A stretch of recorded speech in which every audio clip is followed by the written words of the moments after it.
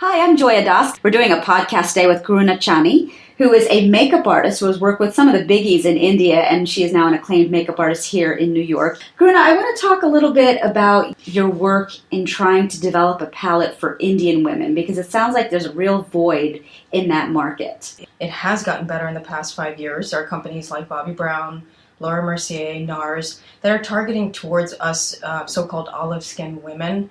But we're really not the olive-skinned women. We're not Latin. We're not Italian. We have a lot of undertones that are still completely underaddressed, but that some hit into the Latin category and the olive category. But it's still a massive void in there. And what I'm trying to do is just come up with a generalized palette that'll work for us, that not only just warms our skin tone, but also we can carry if we're jet setting or we're a stay-at-home mom or a single mom.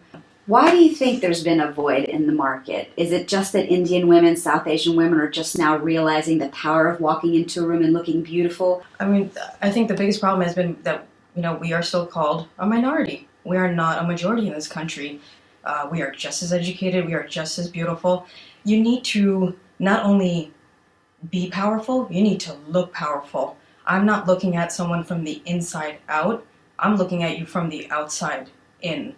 And I'm sorry, first impression is lasting impression. I don't make the rules, but I do follow them. And it has tried and tested. It's worked for me, and it's worked for all my clients, especially when they're looking for a position that is not exactly their caliber, but they need the money and they need the pay. The look shows their level of exposure, experience, and how they come across to the person who's interviewing them. Can you give me an example of a time when you worked with a client and you really just sort of transformed them to the point that they walked in a room and just owned it? You must have a ton of stories. Oh, I have tons of stories. I have women who actually just had really bad divorces, down in the dumps, don't know how they're going to take care of the child because the man has just ran away with another woman. She comes into me, she's like, I need you to do something for me. I just got a fabulous job. Do something. Just do something. I'm like, okay, just close your eyes. Let me take care of this. And I'm walking them through this step by step. And it's literally only 5-6 steps or 5-6 products. And it's all within $100 to $150 range. Okay, maybe $200, but it's affordable. She opened her eyes. She cried. She looked like she could go on the runway. She can go into a board meeting. She could work her way up to a CEO position, a VP position. It's not about the money. It's taking the time to look the part and be the part. Talk to me about your background. You have a very interesting background. You're not necessarily 100% Indian. You actually have a little bit of another lineage in you. Yes, I do. Actually, my father is North Indian, and my mother is Iranian, but speaks Hindi, and also I've kept my culture. I go to India a couple of times a year. I work with the stars. I work with some of the models. I meet my family, and that is one of the reasons why I want to cater the business to my people. So what's happening with KC Makeup now? You've got this huge sort of repertoire of work behind you. You've got a steady stream of clients you're working with now. What would you love to see happen next? Well, I mean, I currently have my own studio here in New York City where I cater to private clients and all kinds of events. What I would really like is not only to just expand on the client base that I have also, but to also expose them and educate them on what's right and wrong. I actually want to make a difference. It's not just makeup. It's how this person wants to be perceived by the world. It's changing this woman's life where she's not only going to make more money, but she's going to be more attractive. She's going to be seen as powerful. It starts on the outside, but it actually goes really deep inside.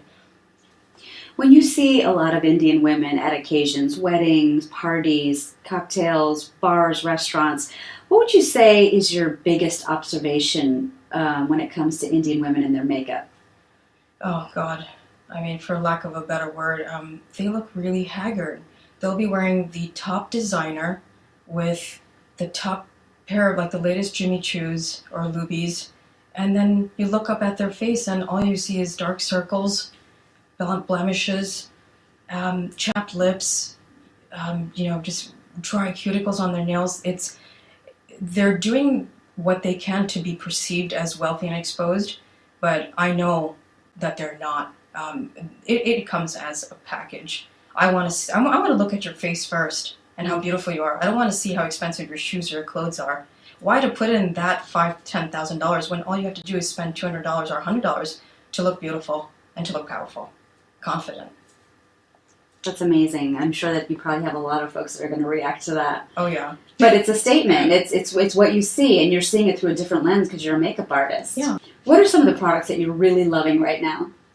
I am actually very much in love with one of my companies that I'm very loyal to for the past 10, 15 years actually is Makeup Forever. It's actually a brand that is Paris-based. And recently, I think about 10 years ago, was taken over by LVMH, which is Louis Vuitton Moet Hennessy Group. Very, very high quality. Not the best packaging, but when I talk quality, it is the best quality. And they've got tons of colors that really work well for Indian women. Really warms up that skin and complements the skin. And very affordable. Running your own business is no easy shakes, let's be honest. No. How, besides word of mouth, how by being good at what you're doing do you build your business? Oh, God. Customer service. You have to be so kind and understanding and patient with each and every client. I don't treat them as my client. I end up building a relationship and they become a friend.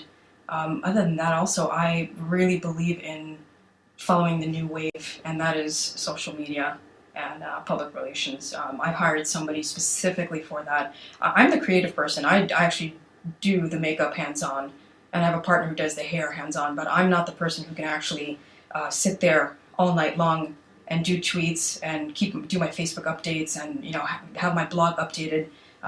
That's the person who's actually helping me the most to build more awareness to what I do. And so that's the important thing, is to do what you're good at, but you need to delegate the things that you absolutely can't deal with, because it's sapping energy from what makes you great at what you do. Absolutely. And I had that typical Indian mentality. Why should I share my money? I can do it all. And it started to take a toll on me. I was up till 5 o'clock in the morning doing all my social media on my own without realizing I was making spelling mistakes and I was riding on really low energy. I said, that's it. I put my hands up. I got to hire somebody. If I want to grow, I have to release the responsibility to someone who's good at what they do. I'm good at makeup. She's good at social media. Those are great pearls of wisdom, because I think as women, forget about being South Asian women, I think sometimes it's hard for us to even let go and give somebody else a task to do. But it's so important if you're going to grow and be scalable and be there for the long haul. Absolutely. It was a matter of trust and this bossy behavior of mine. I just couldn't let go of taking the chance of somebody possibly failing me and losing all that I had worked so hard for. Especially, with all the countries that I keep traveling in, and I miss phone calls, I miss emails. I need someone to keep up with me. Tell me how you learned about Lady Drinks and what makes that networking initiative different than any of the others that you may or may not have been to.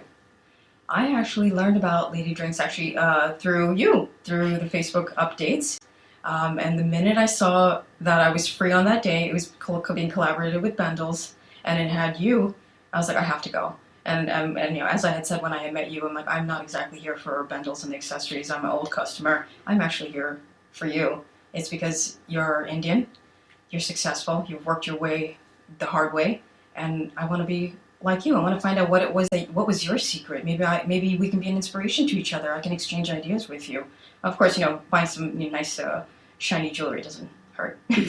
I know. I think I walked away with a watch myself. Thank you. That's actually, it's wonderful to hear that. You sort of put your nose to the grindstone, and you do this every day. You don't even realize what's happening around you sometimes. And I think resilience, persistence, and really, I would say putting my head down and not worrying about what anybody else had to say, my parents, friends, other bosses along the way. I think that's been a huge part of just getting here, is not caring what everybody else had to say. And that's very Indian, by the way. Oh yeah, absolutely. When I had finally decided to get into the makeup business, I was tunnel visioned.